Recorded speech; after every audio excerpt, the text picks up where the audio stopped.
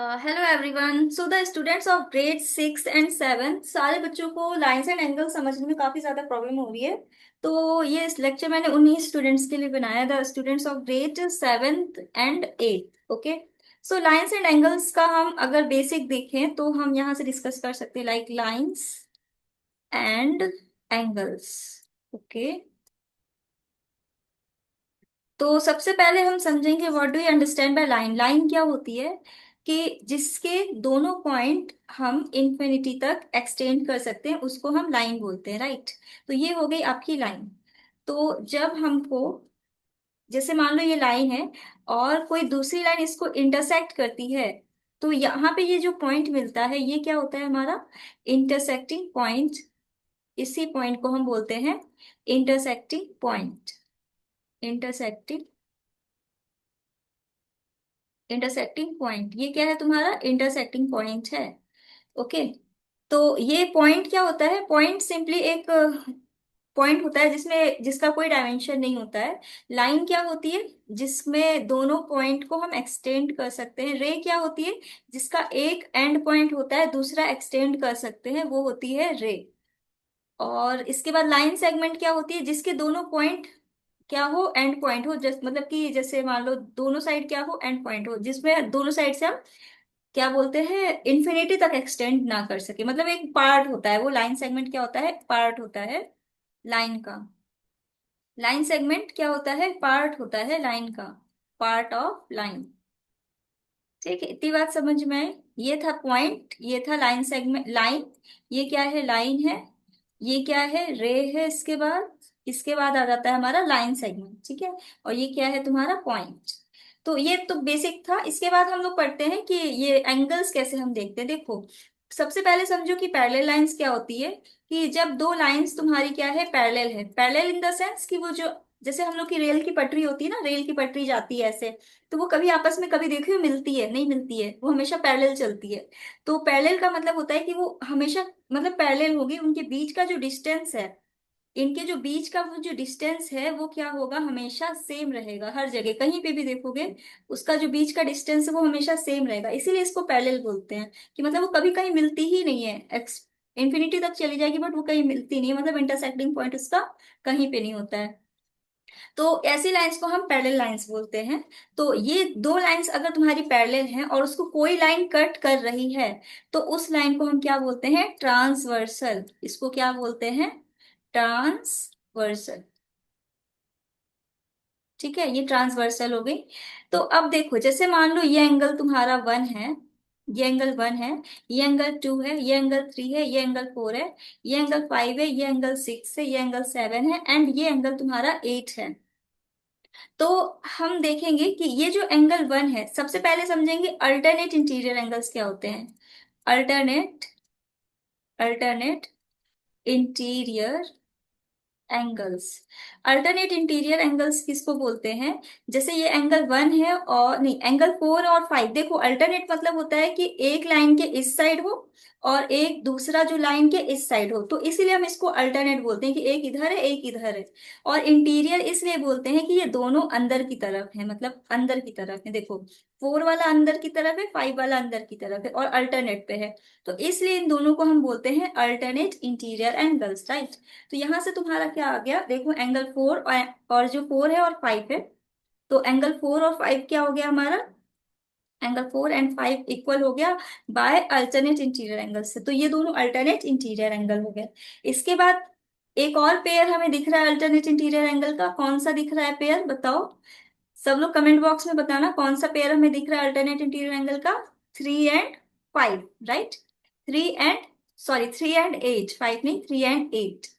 तो हमें कौन सा दिख रहा है, 3 एंड 8। तो ये दोनों क्या हो गए, अल्टरनेट इंटीरियर एंगल्स। अब उसी तरह से अगर हम अल्टरनेट एक्सटीरियर देखें, तो मतलब दोनों, एक एक इधर होना चाहिए एक इधर होना चाहिए, लेकिन बाहर की तरफ होना चाहिए। तो यहाँ पे हमें दिख रहा है ये बाहर की तरफ है, 2 और 7। तो ये देखो, ये इधर है ऊपर की तरफ, ये भी ऊपर की तरफ है और दोनों अल्टरनेट में है, मतलब एक इधर है एक इधर है। तो हम अल्टरनेट एक्सटीरियर एंगल्स किसको कह सकते हैं, अल्टरनेट एक्सटीरियर एंगल हमारे हो जाएंगे एंगल 2 एंड एंगल 7। ठीक है, एंगल 2 एंड एंगल 7 क्या हो जाएंगे हमारे अल्टरनेट एक्सटीरियर एंगल्स। इसके बाद एंगल 1 और 6, एक और पेयर हमें मिल गया एंगल 1 और 6 का। तो ये भी क्या है, अल्टरनेट एक्सटीरियर एंगल है। ठीक है, तो ये था हमारा alternate exterior and alternate interior angles. Okay, इसके बाद हम देखेंगे हमारे कॉरेस्पॉन्डिंग एंगल्स क्या होते हैं। What do you understand by corresponding angles. तो कॉरेस्पॉन्डिंग एंगल्स अगर हम देखें, कॉरेस्पॉन्डिंग, देखो कॉरेस्पॉन्डिंग एंगल्स हम किसको बोलते हैं। कॉरेस्पॉन्डिंग एंगल्स होते हैं जो तुम्हें सेम पोजीशन पे दिखाई देंगे। मतलब कि जैसे तुमको देखो एंगल, एक मिनट, ये देखो। हम्म, अगर हम इस एंगल 1 को देखें और एंगल 8 को देखें, 1 और 8 को ध्यान से देखो, 1 और 8, तो 1 जो हमें दिख रहा है वो ऊपर की तरफ लाइन के दिख रहा है। ठीक है, लाइन के ऊपर की तरफ है, और 8 भी लाइन के ऊपर की तरफ है। ठीक है, तो अब तुम देखोगे कि जो 1 है और 1 है ऊपर की तरफ, 8 भी है ऊपर की तरफ, और दोनों इसी साइड में है ना, सेम साइड में है। तो तुम देखोगे एक ही जगह पे दिख रहा है, 1 भी एक ही जगह पे दिख रहा है, 8 भी एक ही जगह पे दिख रहा है। तो जो सेम पोजीशन पे हमको दिखते हैं, सेम जगह पे दिखते हैं ना, उस एंगल को हम कॉरेस्पॉन्डिंग एंगल हमेशा बोलते हैं। तो उसी एंगल को हम कॉरेस्पॉन्डिंग बोलेंगे। जैसे एंगल 1 हो गया और एंगल 8 हो गया, तो ये कॉरेस्पॉन्डिंग एंगल्स हमेशा इक्वल होते हैं जब दो लाइंस पैरेलल होती है और उसकी कोई ट्रांसवर्सल होती है लाइन। तो एंगल 1 और 8 हो गए तुम्हारे इक्वल। उसी तरह से हमें और पेयर्स भी दिख रहे हैं कॉरेस्पॉन्डिंग एंगल्स के। बताओ फटाफट से कमेंट बॉक्स पे कौन कौन से पेयर है। एंगल 2 एंड एंगल्स 2 और 5, राइट, 2 और 5 है। इसके बाद एंगल 4 एंड एंगल 7 भी है, एंड एंगल 3 एंड एंगल 6 भी है। देखो ये सारे क्या है, हमारे कॉरेस्पॉन्डिंग एंगल्स हो गए। तो कॉरेस्पॉन्डिंग एंगल्स भी हमेशा क्या होते हैं, इक्वल होते हैं। ठीक है, यहाँ तक की स्टोरी समझ में आई सबको। एंड इसके बाद हमारा आता है को इंटीरियर एंगल। को इंटीरियर बहुत इंपॉर्टेंट है। देख लो क्या होते हैं को इंटीरियर एंगल्स। देखो को इंटीरियर एंगल्स उनको बोलते हैं कि जैसे तुम्हारा एंगल 4 है और एंगल 8 है, ठीक है, मतलब सेम साइड में है, सेम साइड में है और दोनों अंदर में है, तो इनका ना सम हमेशा 180 डिग्री होता है। एंगल 4 प्लस एंगल 8 का सम होगा हमेशा कितना, 180 डिग्री। तो इनका ये इक्वल नहीं होते हैं कभी भी, ये हमेशा इनका सम 180 होता है। क्योंकि देखो जैसे कि एंगल एंगल क्या बोलते हैं, 4 और 8, ठीक है। तो क्या बोलते हैं, देखो 8 की जगह पे अगर हम 1 को देखें, 8 की जगह पे अगर हम 1 को देखें तो 8 और 1 तो इक्वल है, तो यहाँ से 1 और 4 लीनियर पेयर है ना। चलो आगे समझाते हैं, अभी फिलहाल अभी को इंटीरियर समझ लो। तो ये 4 और 8 का सम 180 डिग्री है, को इंटीरियर। इसके बाद एक पेयर हमें और दिख रहा है, वो कौन सा है, एंगल 3 एंड एंगल 5 का सम। एंगल 3 और 5 का सम भी कितना होगा, 180 डिग्री, क्योंकि ये भी को इंटीरियर। बस यही दो को इंटीरियर दिखेंगे, इसके अलावा कोई नहीं है, क्योंकि हमें दोनों में अंदर में लेने होते हैं, तो दो ही पेयर दिखते हैं को इंटीरियर एंगल में, एक ट्रांसवर्सल में। ठीक है, तो ये तुम्हारा हो गया को इंटीरियर एंगल। ठीक है, इसके बाद आता है तुम्हारा लीनियर पेयर। देखो लीनियर पेयर क्या होगा, लीनियर पेयर होगा तुम्हारा, ध्यान दो, लीनियर पेयर हमेशा क्या होता है कि जब तुम्हारी कोई स्ट्रेट लाइन बनती है और उस पे कोई लाइन उसको ऐसे कट कर रही होती है, तो स्ट्रेट पे जो बनता है ना एंगल, उसी को बोलते हैं लीनियर पेयर। जैसे मान लो ये 1 है ये 2 है, तो इन 1 और 2 का सम हमेशा क्या होगा, 180 डिग्री होगा। तो अब तुम इसमें ढूंढो कहाँ कहाँ तुम्हें स्ट्रेट लाइन दिख रही है और स्ट्रेट लाइन पे कौन सा एंगल दिख रहा है। देखो अगर हम इसको देखें स्ट्रेट लाइन पे, तो स्ट्रेट लाइन पे हमें दिख रहा है एंगल 1 और 2। देखो 1 और 2 का सम क्या हो जाएगा, 180 डिग्री। इसके बाद एंगल 4 प्लस 3 का सम भी हो जाएगा कितना, 180 डिग्री। उसके बाद देखो एंगल 8 प्लस एंगल 5, इसका सम भी हो जाएगा 180 डिग्री। ठीक है, इसके बाद 7 प्लस 6, इसका सम भी हो जाएगा 180 डिग्री। क्या और पेयर हमें दिख रहे हैं लीनियर पेयर के, से यस और नो, से यस और नो, बताओ दिख रहे हैं कि नहीं, दिख रहे हैं, राइट, बिल्कुल दिख रहे हैं। कौन से दिख रहे हैं हमें इसके अलावा, 2 और 3 भी तो दिख रहा है मैम, देखो 2 और 3 भी तो दिख रहा है ना, दिख रहा है ना। 2 और 3 का सम भी 180 डिग्री हो गया। उसके बाद एंगल 1 प्लस एंगल 4 का सम भी हमारा 180 डिग्री हो गया। एंड देन इसके बाद हमारा एंगल 8 प्लस एंगल 7 का भी सम 180 डिग्री हो गया। And then angle 5 plus angle 6 का भी सम हमारा कितना हो गया, 180 डिग्री। तो तुम देख सकते हो कि यहाँ से हमें सारे लीनियर पेयर्स के मिल गए, क्या बोलते हैं, सारे पेयर्स मिल गए। कितने हैं, 1 2 3 4 5 6 7 8, 8 पेयर्स हैं वो टोटल इसमें लीनियर पेयर के। तो ये था तुम्हारा लीनियर पेयर। बताओ इसके अलावा कुछ और बचा है क्या?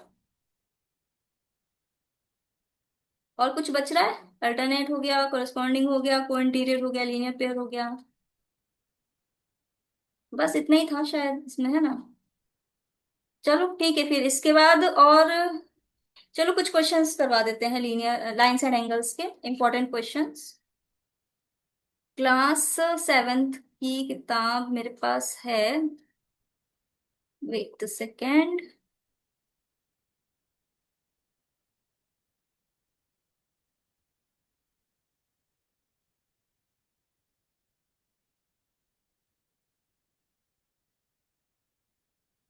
डेक्स इसका कहाँ है? पहला चैप्टर तो इंटीजर का है तुम्हारा, नेक्स्ट है। नेक्स्ट कौन सा है? भूल जाओ। फ्रैक्शन एंड डेसिमल्स है। लाइन्स एंड एंगल्स नहीं है क्या तुम्हारे टॉपिक में?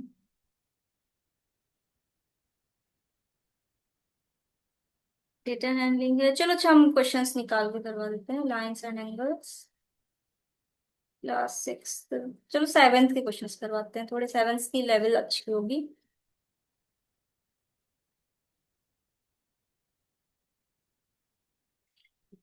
Okay. The active angle supplementary, ठीक है। चलो ये क्वेश्चन करवा देते हैं, थोड़ा बेसिक क्वेश्चन है, समझ लो कैसे करना है इसको। देखो अब इसमें हमको क्या दिख रहा है कि यहाँ पे एक स्ट्रेट लाइन दिख रही है, ठीक है? ये क्या है? एक स्ट्रेट लाइन है। तो स्ट्रेट लाइन पे अभी हमने पढ़ा था, स्ट्रेट लाइन पे एंगल क्या बनता है हमेशा? कितना एंगल बनता है बताओ? 360 कि 460 कि 760? 180 डिग्री बनता है, राइट? तो ये है 2a-25 डिग्री है ये पूरा। और ये 3a+5 डिग्री है तुम्हारा। तो अब तुम अगर इनको ऐड कर दो, इनको और इनको, तो तुम्हारा सम कितना आएगा बताओ? 3a+5 +2a-25। इसको ऐसे सेपरेट लिख लो, कोई दिक्कत नहीं है, सेपरेट लिखो। तो ये डिग्री में कर दो इनको। ठीक है, तो ये किसके इक्वल होगा? 180 डिग्री। इसके ब्रैकेट में जब सॉल्यूशन अगर तुम्हें लिखना हो, तो ब्रैकेट में हमेशा डाल देना बाय लीनियर पेयर, वरना मार्क्स कट जाएंगे तुम्हारे, ठीक है? प्रॉपर्टीज बहुत इंपॉर्टेंट होती है। तो 3a+2a कितना हो जाएगा? 5a, ठीक है? और ये 5 इसमें माइनस हो गया तो कितना हो गया? -20। अब ये जो है माइनस इधर आके क्या होगा? प्लस हो जाएगा। तो 5a हो जाएगा 180 डिग्री +20। अब यहाँ से कितना आ जाएगा? 5a 200। तो यहाँ से तुम्हारी a की वैल्यू कितनी आ गई? कितनी आ गई बताओ? 40 डिग्री आ गई ना। क्वेश्चन में क्या पूछा था? ए ही तो पूछा था, तो ऑप्शन ए तुम्हारा करेक्ट हो जाएगा। ठीक है, इजी क्वेश्चन था ये तो, काफी ज्यादा तुम्हारा, है ना? चलो और सप्लीमेंट देख लेते हैं, तुम लोग बहुत कंफ्यूज होते हो। Find the supplement of each of 70 degree. Supplement angles क्या होते हैं तुम्हारे? देखो देखो, सप्लीमेंट एंगल्स उनको बोलते हैं जिनका सम, जैसे मान लो दो एंगल्स हैं, ठीक है? कोई दो एंगल्स हैं और उनका सम 180 डिग्री है। तो उसमें से एक एंगल मान लो 70 डिग्री है, तो दूसरा एंगल कितना होना चाहिए? एक्स मान लो इसको। तो सप्लीमेंट एंगल उसी को बोलते हैं। जैसे मान लो 70 डिग्री एक एंगल है, तो ये एक्स क्या होगा? इसका सप्लीमेंट होगा। सप्लीमेंट ऑफ 70 डिग्री क्या हो जाएगा? एक्स। तो इसका एक्स पूछ रहा है, मतलब कि एक्स की वैल्यू कितनी हो जाएगी? 180 डिग्री -70 डिग्री। तो आंसर हो जाएगा तुम्हारा 111 डिग्री। क्लियर है?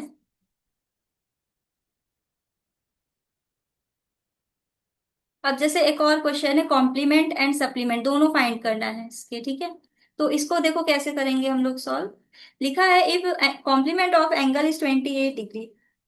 मान लो कोई एंगल है तुम्हारा, ठीक है? एक्स है, ठीक? उसका कॉम्प्लीमेंट क्या है? 28 डिग्री है, ठीक? 28। इन दोनों का सम तो डेफिनेटली 90 डिग्री होगा। तो if the complement of angle is 28 degree, then find the supplement of the angle. तो सबसे पहले तो एंगल फाइंड कर लो, एंगल क्या होगा तुम्हारा? तो एक्स की वैल्यू कितनी आ जाएगी? 90 डिग्री -28 डिग्री। तो कितना आएगा यहाँ से? देखो 2। फिर 8 - 2 कितना होगा? 62 डिग्री, राइट? तो यहाँ से एक्स की वैल्यू आ गई 62 डिग्री। इसका मतलब वो एंगल कितना होगा? 62 डिग्री होगा। अब इसका सप्लीमेंट निकाल लो। तो देखो एक्स प्लस, देखो ऐसे लिखो 62 डिग्री प्लस यहाँ पे कोई एंगल होगा जो कि इसका सप्लीमेंट है, और इनकी वैल्यू, इनका सम कितना है? 180 डिग्री। तो इसकी वैल्यू मान लो वाई है, तो वाई की वैल्यू कितनी हो जाएगी? 180 डिग्री -62 डिग्री। तो तुम्हारा आंसर आ जाएगा यहाँ से 8। 7 - 6 1 118 डिग्री। क्लियर है? कोई कंफ्यूजन? कोई कंफ्यूजन हो तो फिर पूछ लेना, ओके। ठीक है, ये हो गया तुम्हारा।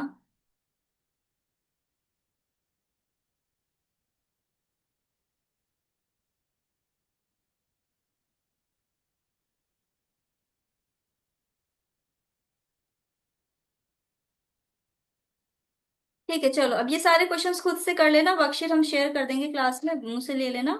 और इसको तुम लोग सारे लेक्चर को कंप्लीटली देख लेना और कमेंट कर देना कैसा लगा, ठीक है। Thank you.